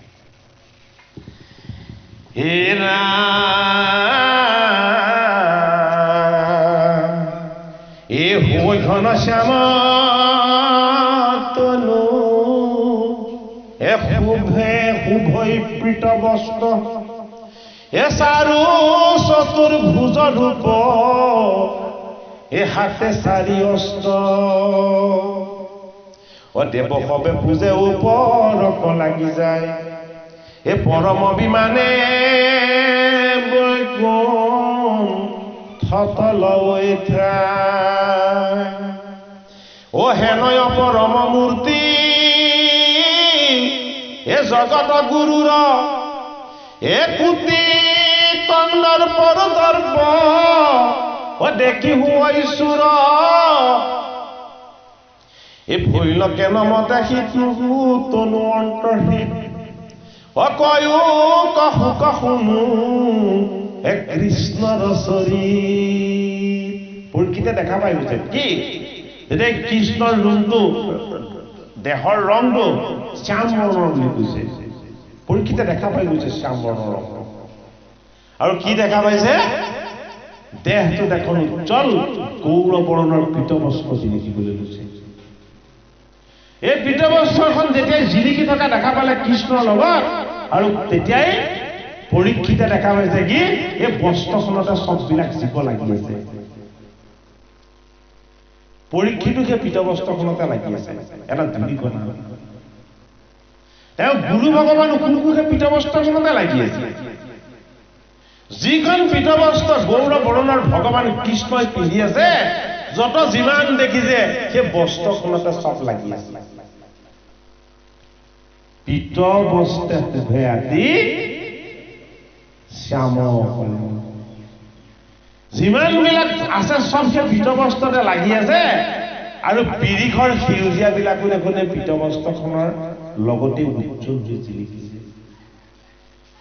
পৰীক্ষিতে তেতিয়া বুজি পালে এইটো কৃষ্ণৰ সত্য এইটো কৃষ্ণৰ শুদ্ধ ৰূপ এইটো কৃষ্ণৰ ঈশ্বৰ ৰূপ বোলে কি মই গুৰু শুকৰ কৃপাত দেখা পাইছো কি দেখা পাইছো এই পীতবস্ত্ৰখনে যেন সকলোকে তেওঁ পিন্ধি আছে পৰিধান কৰি আছে এই সেউজীয়াখিনিৰে সৈতে তেওঁ গোটেই জগতখন সেউজীয়া কৰি ৰাখিছে এয়াই কৃষ্ণৰ ৰূপ কোনে বুজি পালে পৰীক্ষিত নিপতিয়ে বুজি পাই যেতিয়া পৰীক্ষিত নিপতিয়ে কথাখিনি বোধগম্য হল তেতিয়া তেওঁ ধ্যানস্থ হৈ দেখিছে আৰু এইজন কৃষ্ণৰ অৰুণ চৰণ মই দেখাই নহয় আকাশত থকা গ্ৰহ নক্ষত্ৰ তাৰাগণ কীৰ্তগণ মুনিগণ দেৱগণ সকলোৱে দেখোন তেওঁ চৰণেই চিন্তা কৰি আছে সকলোৱে তেওঁ চৰণৰ উপাসনাই কৰি আছে তেতিয়াহে পৰীক্ষিতে গম পাইছে যে কৃষ্ণক উপাসনা নকৰাকে মায়ামৃগৰ পাছে পাছে মইহে দৌৰি আছো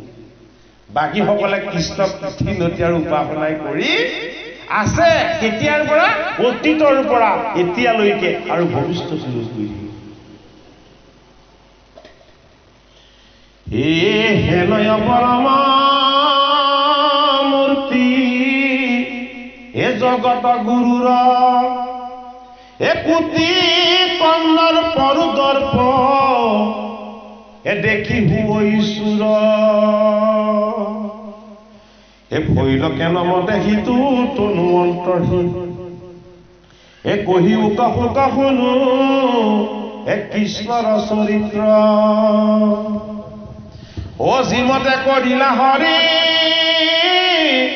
এ কুলক সংহাৰ হে কয়ো সিটো কথা মোৰ ইষ্ট দেৱতা হে তুমি মহন্ত কৱন্ত কালে পাইলোলা কিবা পুণ্য আছে কিবা মোৰ মহাভা এ শোক নিগদতি সাধু সাধু পৰীক্ষি হে কৃষ্ণ কথা শ্ৰৱণে একান্ত ভৈলাসী যেন কামাতুৰে নে ৰৈ নাৰী ৰয়ালা এ বাহিল কৃষ্ণ তৰতি ভৈলো নিষ্পাপ এ কৰিলা সংসাৰ হৰি এহিয়ে বাসা লইলা শুনাওয়া তপৰে ৰাজা যেন কথা ভুলা কৃষ্ণৰ ৰূপটো পৰীক্ষিতে দেখা পায় যেতিয়া ভোকে কৈ দিলে তেতিয়া পৰীক্ষিত নিপতিয়ে গুৰু ভগৱান ভোকক কৈছে হে মোৰ গুৰুজন মোৰ কি মহাভাগ্য আছিলে কওকচোন কাক সুধিছে যে মোৰ কি মহাভাগ্য আছিলে মইতো হাবিত মৃগৰ পাছে পাছেহে দৌৰি ঘূৰিছিলো মৃগ চিকাৰ কৰি কৰি হাতত ধনু লৈ মোৰ কি মহাভাগ্যৰ ভাগ আছে আপুনি মোক কওক মই আপোনাৰ চৰণৰ দৰে পবিত্ৰ স্থান কেনেকৈ পাম? কাক কৈছে? গুৰুজনাক কৈছে যে গুৰুজনাতকৈ শ্ৰেষ্ঠ বস্তু জগতত একো নাই। আপোনাৰ চৰণৰ সমান পুণ্য স্থান নাই। আপোনাৰ চৰণলৈ অহাৰ কাৰণে মই সন্মুখত কৃষ্ণ দৰ্শনৰ আনন্দ পাই আছো, আৰু এই মোৰ গুৰুজন।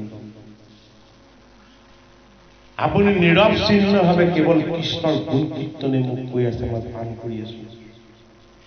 আপুনি যিমান পাৰে মোক কৃষ্ণৰ অমৃত চৰিত্ৰৰ কথা কওক। বোলে কিয়? এই কৃষ্ণৰ অমৃত পানৰ যিটো তৃষ্ণা, এই তৃষ্ণাটো মোৰ বাঢ়ি গৈছে। মই আৰু প্ৰাপ্তিৰ কাৰণে আকাংক্ষা কৰিছো। হে ৰাম, ভোকে কি বুলি কৈছে? অতি তুমি সাধু হৈ গৈছা, অতি তুমি সন্ত হৈ গৈছা। হে পৰীক্ষিত, মোৰ পাছে পাছে পুৰুষী তৰুণীসকলে মোৰ ৰূপ দৰ্শন কৰি কৰি মোক তেওঁলোকে পাবৰ কাৰণে কামত আকুল হৈ দৌৰি ফুৰে।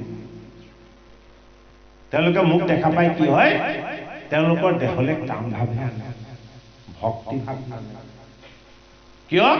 তেওঁলোকে সদায় সেই সৌন্দৰ্যময় নাৰীৰ প্ৰকৃতিৰ ৰূপ ৰস গন্ধৰ কথাখিনিকে শ্ৰৱণ কীৰ্তন কৰে। সেইটো কাৰণে তেওঁলোক কামত আতুৰ হৈ কামাতুৰ হৈ পৰে সদায়। কিন্তু সেই মোৰ শিষ্য পৰীক্ষিত, তোমাৰ ওচৰলৈ আৰু কামনা বাসনাৰ সেই দুৰ্গন্ধবিলাক আহিব নোৱাৰা হৈ গ'ল। বোলে কিয়? তুমি কৃষ্ণৰ গুণ কীৰ্তন আৰু চৰিত্ৰৰ পৰম পবিত্ৰ সুগন্ধি পাই গ'লা। এই সুগন্ধিয়ে তোমাৰ সৌষ্ঠৱ বৃদ্ধি কৰিছে, আৰু কি হৈছে? তোমাক পুণ্যৰ ভাগ দান কৰিছে। সেইটো কাৰণে ভগৱন্ত কৃষ্ণই কৃপা কৰি তোমাক কৃষ্ণৰ গুণ কীৰ্তনৰ প্ৰতি তোমাক বেছিকৈ আকৃষ্ট কৰি তুলিছে। তুমি এতিয়া আৰু কামনা বাসনাৰ দুৰ্গন্ধবিলাকত নাই। হে ৰাম, যেন কামাতুৰে নেৰৈ নাৰী দয়ালা, এ বাহিল কৃষ্ণ তৰতি ভৈল নিষ্পা, তৰিলা সংসাৰ হৰি ভিয়ে বাসা লৈলা। পৰীক্ষিতক বুলি কৈছে, তুমি সংসাৰৰ পৰা উদ্ধাৰ কৰা। তুমি সংসাৰৰ পৰা উদ্ধাৰ হলা। বোলে কিয় উদ্ধাৰ হলা? তুমি কৃষ্ণৰ কথা শুনিবলৈ যে আগ্ৰহ কৰিছা, তোমাৰ হৃদয়তে আহি হৰিয়ে বাস কৰিলে। পৰীক্ষিত নিপতি সুখদেৱী কৈছে, তোমাৰ হৃদয়ত আৰু এতিয়া তোমাৰ সেই মায়ামোহবিলাক নাই। তোমাৰ হৃদয়ত আহি ভগৱন্ত হৰি বিৰাজ কৰিছে। কোনে কৈছে এই কথা? সুখদেৱে কৈছে পৰীক্ষিত। কিয়?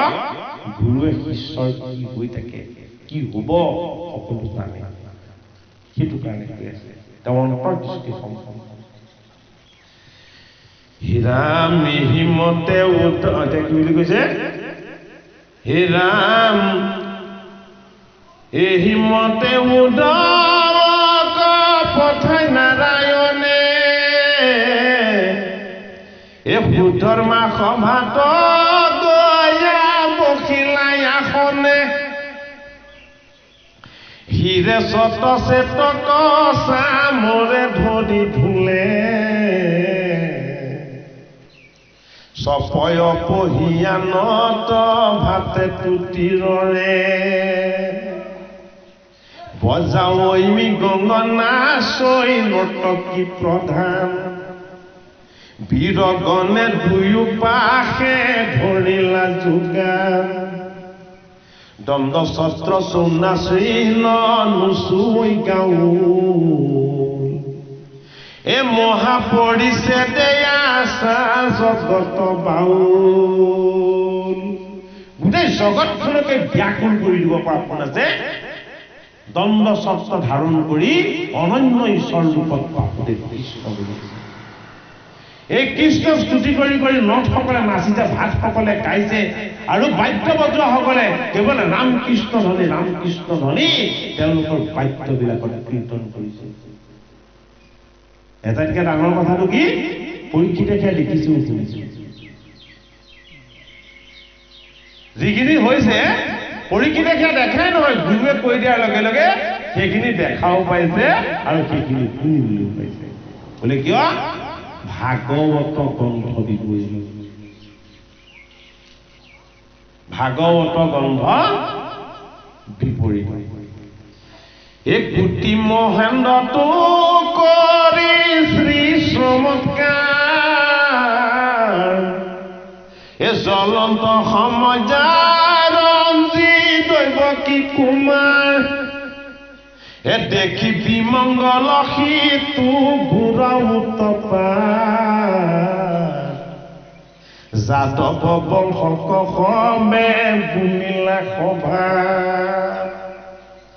দেখি যদু বিৰহ আপুনি সাক্ষাৎ, কেন বিমংগল মিলইটো দ্বাৰকা, খনে থাকিবে আৰু নাহি কাৰ্য, অস্থি বাল্য বিধন গড় ৰহুক বাজ। কৃষ্ণই সত্যটো কৈ দিছে, দ্বাৰকাৰ প্ৰজা হ'ব। দ্বাৰকাৰ প্ৰজা হ'বলে কৃষ্ণৰ উৎসৱ পাতিছে, মংগল ধ্বনি কৰিছে, কৃষ্ণৰ মহান জ্যোতিৰে গোটেইখন উজ্বলি উঠা দেখিছে। কৃষ্ণই কি দেখিছে? কৃষ্ণই বিনাশ দেখিছে। তেওঁলোকে নিৰ্মাণ দেখিছে আৰু কৃষ্ণই কি দেখিছে? কৃষ্ণই বিনাশ দেখিছে। বোলে কি? মোৰ এই আত্মাৰ ৰূপ কৃষ্ণৰ আনন্দময় ৰূপ তোমালোকে যে দেখা পালা, ইয়াৰ পাছত আৰু তোমালোকৰ আচল সত্যটো সন্মুখলৈ আহিব। বোলে কি? তোমালোকৰ এতিয়া দেহ হেৰাৰ সময় সকলোৰে আহিব। এই শ্যাম সুন্দৰ কৃষ্ণৰ আনন্দময় অমৃত ৰূপটো দেখা পাব লাগে। এই যাদৱ কুলত যদুৰ প্ৰজা হৈ তোমালোক প্ৰত্যেকে জন্ম লৈছিলা। মোৰ ৰূপ দৰ্শন হোৱাৰ পাছত, মোৰ ৰূপ ৰস গন্ধৰ স্পৰ্শৰে তোমালোক পবিত্ৰ হোৱাৰ পাছত নশ্বৰ বস্তুত আৰু তোমালোকৰ আসক্তি কেতিয়াও থাকিব নেলাগে। সেইটো কাৰণে কি কৈছে? যিবিলাক বস্তু লয় হয়, প্ৰলয় হয়, বিনাশ হয়, এইবিলাক বস্তুৰ কোনো স্থিৰতা নাই। এইবিলাক মায়া, এইবিলাক অস্থিৰ আৰু এইবিলাক অমংগল। এইখিনি কথাহে কৈছে ইয়াত। বোলে এইবিলাক অমংগল, এইবিলাক বিমংগল। বোলে কি হ'ব? সেউৰাই টানিবলৈ ল'ব। গো বৎসবিলাকে আনন্দৰে ঘাঁহ নাখায়। বোলে কি হ'ব? চকু পানী টুকি থাকিবলৈ ল'ব। আচল সত্য শুদ্ধ আনন্দৰ দিনতেই সকলোকে ধৈৰ্য, সাহস আৰু জীয়াই থকাৰ অন্তিম সাহসকণো গোটাবৰ কাৰণে কৃষ্ণই সকলোকে স্মৰণ কৰাই দিছে। বোলে কি? এতিয়া আৰু তোমালোকৰ এই দ্বাৰকা নগৰখন সমুদ্ৰত ডুব যাব। তোমালোকে ইয়াৰ পৰা যদি নিজকে বচাব বিচাৰা, তেতিয়াহ'লে দ্বাৰকাৰ পৰা সকলো ওলাই যাব লাগিব। দ্বাৰকাত থাকিলে বিপদ হ'ব। দ্বাৰকাৰ পৰা যদি ওলাই যাব পাৰা, তেতিয়া তোমালোক সকলো উদ্ধাৰ হ'ব। কলৈ নিব কৃষ্ণই দ্বাৰকা এৰি প্ৰজাসকলক? যদুকুলৰ ইমান কোটি কোটি লক্ষ লক্ষ প্ৰজাক এই দ্বাৰকা দিছে, এতিয়া কলৈ নিব? হয়নে? বোলে এখন ঠাইলৈকে সকলোকে লৈ যাম। কলৈ? যিখন ঠাইলৈ ময়ো আহিছিলো আৰু তোমালোককো আনিছিলো। সমুদ্ৰৰ মাজটো মোৰ মায়া আছিলে, সমুদ্ৰৰ পাৰটোহে মোৰ সত্য। বোলে কি? তোমালোকক মই সংসাৰ সমুদ্ৰত ৰাখিছো, ভৱ সমুদ্ৰত ৰাখিছো, মায়া সমুদ্ৰত ৰাখিছো। সংসাৰ, ভ্ৰম আৰু মায়া, এই তিনিটা বস্তুৰ পৰা যদি তোমালোক মুক্ত হ'ব বিচাৰিছা, তেতিয়াহ'লে প্ৰভাসলৈ যাব লাগিব। প্ৰভাস মানে কি? পবিত্ৰ, পুণ্য আৰু পোহৰ। অপবিত্ৰ বন্ধন, এয়া কি? এয়া হ'ল মায়া। পবিত্ৰ প্ৰভাস, এয়া হ'ল কি? এয়া হ'ল প্ৰভাস। ক'ত আছে? এইটো পাৰতে আছে। সংসাৰ সমুদ্ৰৰ পাৰতে প্ৰভাস তীৰ্থ ৰচনা কৰিলে কোনে? দৈৱকী নন্দন কৃষ্ণ। যিমানবিলাক যদুকুলৰ প্ৰজাৰ কৃষ্ণক দেখাৰ পাছতো হৃদয়ত মই মতালি স্বভাৱটো থাকি গ'ল। কি থাকি গ'ল? মই মতালি স্বভাৱটো থাকি গ'ল। কাৰ? যদুকুলৰ প্ৰজাৰ। কি বুলি মই মতালি স্বভাৱ থাকিলে আমাৰ বংশত ৰাম আছে কৃষ্ণ আছে আমাক কোনো একো কৰিব নোৱাৰে কোনো ঋষি মুনি সাধু খণ্ড আমাৰ কাৰো প্ৰয়োজন নাই আমাৰ বংশতে ভগৱান আছে আমি ভগৱানক পাই গৈছো আমাক আৰু বেলেগ পোৱাৰ কোনো প্ৰয়োজন নাই এই মই মতালি স্বভাৱটো যদুকুলৰ প্ৰজা আহি গ'ল কৃষ্ণই কৈছে মই মতালি স্বভাৱটোক মই মাৰি মাৰি নাইকিয়া কৰিম মই নিজেই কি হ'ম প্ৰবাহ তীৰ্থৰ সমুদ্ৰৰ পাৰৰ মই মায়াক দূৰ কৰা ভ্ৰমক দূৰ কৰা জীৱনৰ জড়তা কাটন কৰি দিব পৰা এই মই মতালি স্বভাৱবিলাকক নাশ কৰি দিব পৰা মই এডাল এডাল মাধুৰী বন হ'ম মাধুৰী বনডাল কি মায়া মোহ আৰু বিকাৰৰ পৰা মুক্ত কৰি দিয়া উপায় ক'ত আছে এই জগততে এই সংসাৰতে আছে শুদ্ধ অন্তঃকৰণ শুদ্ধ ভাৱ পবিত্ৰ মন অহংকাৰ শূন্য স্বভাৱ এয়া হ'ল মাধুৰী বন কাক মৰিয়ালে মই মতালি স্বভাৱ থকা যদুকুলৰ প্ৰজাসকলক পিটিলে কোনে পিটিলে ইজনে সিজনক পিতাক পিটিলে কি বুজাইছে ঐ আমি আমাৰ শত্ৰু আমি আমাৰ বাহিৰত শত্ৰু বিচাৰি থাকি একো লাভ নাই আপুনি আপোনাৰ শত্ৰু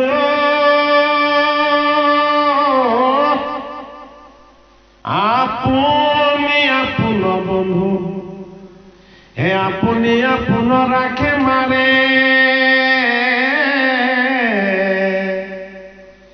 হে হৰিকণ ভজিনৰে আপুনি নষ্ট হৰি ভজি আপোনাক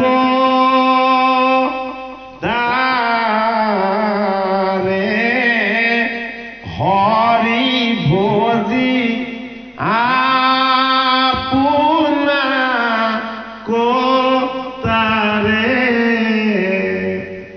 যদুকুলৰ ইমান প্ৰজা আছিল এজনৰ লগত মই মতালি স্বভাৱটো নাছিল যদুকুলৰ ইমান প্ৰজা আছিল দ্বিতীয়জনৰ লগত মই মতালি স্বভাৱটো নাছিল মানে এই জগতত যিমান প্ৰজা আছিল উষাৰু নন্দন মৈত্ৰেয়ৰ লগত মই মতালি স্বভাৱ নাছিল মোৰ যি নহওক জীৱিকাই মোৰ জীৱন এই বুলি ভাবি আছিল যদিও মই মতালি স্বভাৱটো নাছিল কাৰ জৰাবিয়া যি কেইজনৰ লগত মই মতালি অহংকাৰ স্বভাৱ নাছিল কৃষ্ণৰ বৈকুণ্ঠ প্ৰয়াণৰ সময়ত ভগৱান কৃষ্ণই কেইজনক ওচৰলৈ কোন আছিলে জৰাবিয়া নাছিলে কি বোলে জীৱ হলে মৃত্যু হিচাপে তয়ে আহিব জৰাবিয়া মৃত্যু ঈশ্বৰে অনা বস্তু আপুনি মই অনা বস্তু নহয় জীৱনৰ জড়তাৰ পৰা জীৱক মুক্ত কৰিবৰ কাৰণে এটা ব্যাধি লাগে এই ব্যাধিটো অজ্ঞান অন্ধকাৰ অবিদ্যাৰ কাৰণতে আহে সেইটো কাৰণে জৰাবিয়া বোলে কি কৃষ্ণৰ চৰণত স্পৰ্শ কৰিবৰ কাৰণে আহে কিয় আহে যিমান জড়তা আছে যিমান ব্যাধি আছে যিমান অপায় অমংগল আছে কৃষ্ণৰ চৰণত স্পৰ্শ কৰিলে চব মংগল হৈ যাব সেইটো কাৰণে জৰাবিয়াতে অষ্টপাত কৃষ্ণৰ পুত্ৰ প্ৰহাৰ কৰিছিলে পহুৰ কাণ বুলি আহিছিলে পহু হৰিণ কি মায়া মায়াৰ মাজতে এটা শক্তি আছে মায়া মুক্তিৰ উপায় বোলে কি কৃষ্ণৰ যুঁজ আৰু লীলা সেইটো কাৰণে কাণখন বুলি ভাবিছিল তত্ত্ব একাদশ স্কন্ধত ঈশ্বৰ তত্ত্ব ৰহস্য তত্ত্ব ভগৱন্ত কৃষ্ণৰ আনন্দময় ৰহস্য তত্ত্বখিনি একাদশ স্কন্ধত কাহিনীৰ আধাৰত ৰূপকৰ আধাৰত তুলনাৰ আধাৰত উপমাৰ আধাৰত আমাক কি কৰিছে হৃদয়ংগম কৰাব বিচাৰিছে যি কাৰণে আমাৰ ওচৰলৈ মৃত্যু আহিব এজন জৰাবিয়া এই মৃত্যুৰ সময়ত থাকি থাকিব কোন প্ৰথম আমাৰ এই দেহটো হ'ল তাউ কোন কৃষ্ণৰ ৰথৰ সাৰথি কৃষ্ণ কি এই দেহৰূপী ৰথৰ আত্মা এই আত্মাৰূপী কৃষ্ণৰ এই দেহটো কি এই দেহটো হ'ল সাৰথি কি সাৰথি মায়া সাৰথি মায়াৰ পৰা মুক্ত কৰা মালিকজন হ'ল আত্মা কৃষ্ণ হয়নে এইটো কোনে জানে এইটোক জানিছিলে কৃষ্ণৰ চৰণ সেৱা কৰিব কৃষ্ণৰ ওচৰলৈ গোপীৰ ভক্তিৰ পানী কঢ়িয়াইছিলে কোনে? উদ্ধৱ মহন্ত। দশম স্কন্ধত উদ্ধৱ গোপী উদ্ধৱ সংবাদ। গোপীৰ সংবাদ বুলি যদি কৃষ্ণক কেনেবাকে দিছে প্ৰভাস তীৰ্থত তোমাৰ মৃত্যু নহয়। কৃষ্ণৰ সংবাদ আনি গোপীক দিয়া নাই, গোপীৰ সংবাদ নি কৃষ্ণক দিছিলে। কোনে দিছিলে? উদ্ধৱ মহন্তই দিছিলে। সেই পবিত্ৰতাৰ কাৰণে, সেই পুণ্যৰ ভাগৰ কাৰণে একাদশ স্কন্ধত বৈকুণ্ঠ প্ৰয়াণৰ সময়ত বাসুদেৱ কৃষ্ণই উদ্ধৱক লগত ৰাখিছে। আৰু এখন বস্ত্ৰই গোটেই জীৱনটো পিন্ধিলে। কোনোদিন এটা অন্নৰ দানাৰ বাহিৰে এবাৰ অন্ন লোৱাৰ পাছত ২ নম্বৰবাৰ কেতিয়াও অন্ন গ্ৰহণ নকৰে। এবাৰ বাক্য দিয়াৰ পাছত সেই বাক্য কেতিয়াও ভংগ নকৰে। কোনে? কুশাৰুৰ নন্দন মৈত্ৰেয় আত্মাৰু। কুৰুক্ষেত্ৰৰ যুদ্ধ হৈ গ'ল, তেওঁ চকু পানী নোলালে, খবৰ পালে, চাবলৈও নগ'ল। যদুকুলত কৃষ্ণই লীলা কৰিলে, কৃষ্ণৰ চৰণেই চিন্তা কৰি থাকিলে, কৃষ্ণৰ কোনো লীলা দৰ্শনৰ তেওঁ বাহ্যিক লীলা দৰ্শনৰ তেওঁ আনন্দ উপলব্ধি কৰিলে। কৃষ্ণক এটা কথাই ক'লে, তুমি যে সত্য এই কথাটো মোক এদিন জনাবা। এই জগতত তোমাৰ বাহিৰে সকলো মিছা, এই কথাটো তুমি মোক বুজাবা। এইটো কাৰণে বৈকুণ্ঠ প্ৰয়াণৰ সময়ত মৈত্ৰেয়ৰ ওচৰলৈ গ'ল। ভাগৱতৰ ৩য় স্কন্ধত এই ভাগৱত জ্ঞান দিছে বিদুৰক। কোনে? মৈত্ৰেয়। ৩য় স্কন্ধৰ পৰা ভাগৱতৰ কথাখিনি কৈছে কোনে? মৈত্ৰেয় ঋষি। আৰু এই মৈত্ৰেয় ঋষিৰ আশ্ৰমলৈকে যাবলৈ পৰামৰ্শ দিছে কাক? বিদুৰক। কোনে? এই উদ্ধৱ মহন্ত। ইটোৰ লগত সিটো কথাৰ ইমান সুন্দৰ ভাগৱত শাস্ত্ৰ। য'ত সমাপ্তি হৈছে তাৰ পৰা আৰম্ভ হৈছে, য'ত আৰম্ভ হৈছে তাৰ পৰা সমাপ্তি হৈছে। গতিকে শাস্ত্ৰ সত্য।